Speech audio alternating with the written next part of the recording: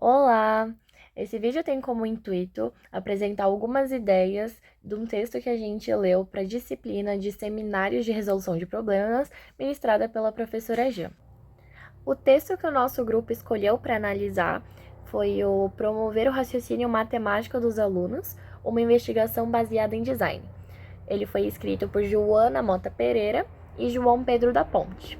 Falando um pouco sobre os autores primeiro, ambos são portugueses e doutores já na área de matemática e de educação. O João, ele é formado, o doutorado dele foi pela Universidade da Georgia, nos Estados Unidos, e o da Joana foi na Universidade de Lisboa, no Instituto de Educação de lá, que inclusive é o instituto que o João atualmente é professor. Ele dá aula lá, mas não só isso, ele tem como experiência, óbvio, ele já foi um professor convidado em universidades em outros países, inclusive no Brasil, e por isso a relevância desse texto para nossa disciplina atual. Nesse texto, os autores defendem a promoção do raciocínio matemático através do IBD, que é investigação baseada em design, ou ainda no inglês DBR, Design Based Research.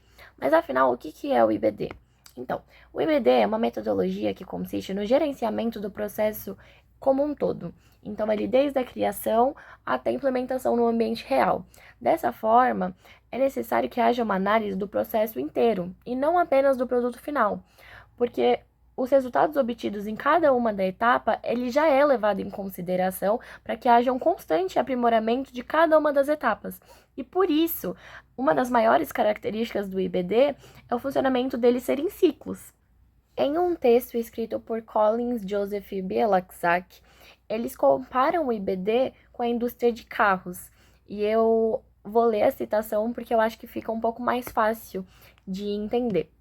Eles dizem: essa abordagem de refinamento progressivo em design envolve a colocação de uma primeira versão de um projeto para o mundo ver como ele funciona. Em seguida, o projeto é constantemente revisado baseado na experiência, até que todos os erros sejam trabalhados. O refinamento progressivo na indústria de carros foi lançado pelos japoneses, que, ao contrário dos fabricantes americanos de automóveis, atualizam seus projetos com frequência, ao invés de esperar anos por um modelo de transição para aperfeiçoar seus projetos passados. A abordagem também é base de estudo das aulas japonesas, onde grupos de professores se reúnem para aperfeiçoar suas práticas de ensino.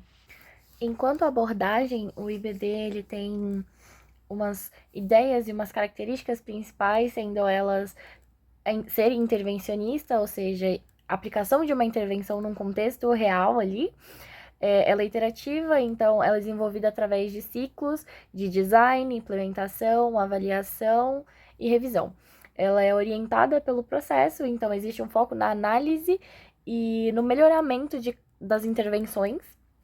Ela é pragmática, então a coisa boa do design vem da praticabilidade em contextos reais.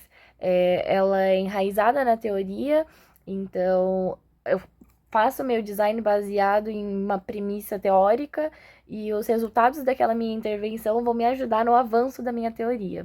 E tem a interatividade também, então, tanto o professor quanto os alunos, eles são ambos responsáveis pela colaboração na investigação daquela intervenção. E nesse texto, os autores, eles explicam e aplicam uma intervenção baseada em design como exemplo, e é o que vai ser explicado a seguir. O primeiro ciclo de intervenção foi realizado em uma turma de 8º ano, em que a matéria escolhida para aplicar essas tarefas foi a matéria de sequências. Uma matéria que os alunos já tinham estudado no ano anterior, e as tarefas foram realizadas em 3 aulas de 90 minutos cada. Todas as 4 tarefas propostas foram elaboradas ou adaptadas para os princípios do design e para a turma em específico. A atividade é proposta pela primeira autora como investigadora e debatida com a professora que vai aplicá-la, visando sempre os objetivos que querem ser alcançados, como a introdução da tarefa, resposta autônoma do aluno e a discussão coletiva num seguinte momento, também visando o auxílio de que um raciocínio matemático seja alcançado com a ajuda da professora em questão. Este modelo tem 4 pilares, que seriam convidar, sugerir, guiar e desafiar. E agora, com a implementação colocada na prática. Na introdução da unidade de ensino sobre sequências, a professora propõe uma tarefa exploratória que inclui questões de diferentes níveis de desafio, desde as mais simples, como a questão 1.1, até as mais complexas, como a questão 1.5. Ao iniciar a discussão coletiva sobre a questão 1.1, a professora incentiva os alunos a compartilhar suas estratégias, destacando a variedade de métodos possíveis. Marisa e Duarte são exemplos de alunos que apresentam suas soluções, com Marisa desenhando e contando pontos e Duarte testando uma abordagem mais algébrica, o que levou a professora a guiá-lo na correção da sua resposta. A professora promove a participação ativa dos alunos, solicitando justificativas para suas respostas e explorando diferentes estratégias. Em outra parte da discussão, relacionada à questão 1.3, Duarte apresenta uma expressão que a professora interpreta no quadro, desafiando os alunos a justificarem suas respostas e os ajudando a entender erros conceituais. A intervenção de Bianca, que corrige a interpretação de Duarte sobre múltiplos de 4, exemplifica como o professor utiliza as contribuições dos alunos para enriquecer a discussão e fomentar o raciocínio matemático. Na segunda aula, com uma tarefa semelhante à introdutória, a professora retoma a terminologia das sequências e convida os alunos a discutir a tarefa. Andréa compartilha sua abordagem ao encontrar termos gerais para quadros cinzentos e brancos, e a professora guia na justificativa das expressões.